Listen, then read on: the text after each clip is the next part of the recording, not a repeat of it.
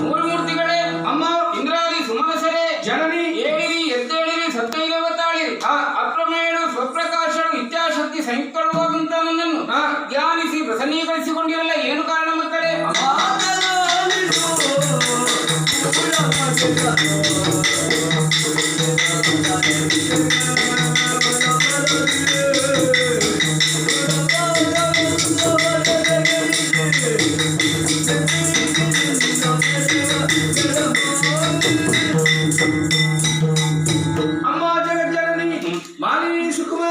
ಮಹಿಷಾಖ್ಯ ಎನ್ನುವಂತಹ ದಾನವ ಅದರಿಂದಲೇ ಬೇಕು ಬೇಕಾದಂತಹ ವರಬಲವನ್ನು ಪಡೆದು ದೇವಲೋಕವನ್ನಡರಿ ದೇವತೆಗಳನ್ನು ದೆಸೆಗೆಡಿಸಿದ್ದಾನೆ.